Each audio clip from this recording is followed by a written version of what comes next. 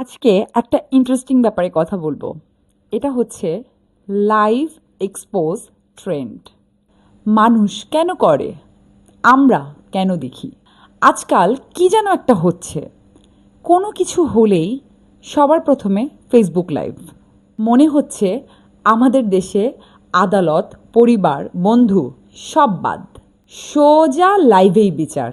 চলো কিছু অ্যাঙ্গেল থেকে দেখি। Psychological angle. আসলে মানুষ লাইভে আসে এর একটা বড় কারণ মনোযোগ, ইনস্ট্যান্ট অ্যাটেনশন। মানুষ ভাবে লাইভ ইকুয়াল টু আমি মানুষের চোখে গুরুত্বপূর্ণ। আর একটা জিনিস আছে, ভ্যালিডেশন। অর্থাৎ আমি যা বলছি মানুষ যদি কমেন্টে লেখে ঠিক বলেছ ভাই, তখনই আমার মনে হয় হ্যাঁ আমি সঠিক। অনেকেই নিজেদের কথা শোনানোর জায়গা পায় না। লাইভে এসে মনে হয় এখানে অন্তত কেউ আমাকে শুনছে। Social angle. সামাজিকভাবে কেন হয় জানো? কারণ আমাদের সমাজে প্রমাণ দেখানোর ট্রেন্ড বেড়ে গেছে। কেউ কাউকে বিশ্বাস করে না, সবাই বলে ভিডিও দেখাও তারপরে বিশ্বাস করব। তাই মানুষ ভাবে লাইভই হলো চূড়ান্ত প্রমাণ।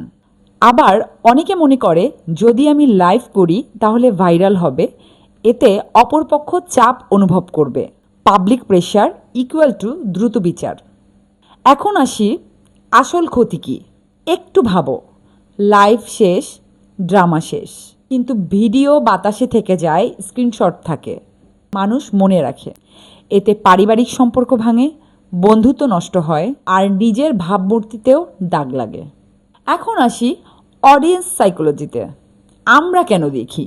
এখন আসল কথা, আমরা দর্শকরা যারা ঘন্টার পর ঘন্টা এসব লাইভ দেখি, আমরা কেন দেখি? কারণ মানুষের স্বভাবই এমন, ড্রামা আকর্ষণ করে, কনফ্লিক্ট আকর্ষণ করে। লাইভে আমরা বাস্তবের নাটক দেখি।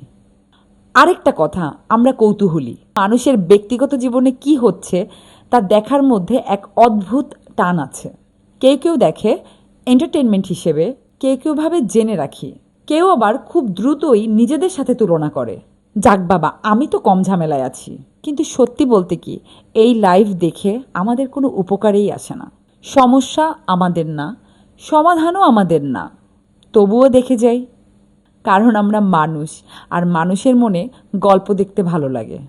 কিন্তু ভাই, সমস্যা দেখে যদি সত্যিই সাহায্য করতে চাই, তাহলে কমেন্টে আগুন বা রাগের ইমোজি না দিয়ে একটু অফলাইনেই সাহায্য করলে ভালো হয় না?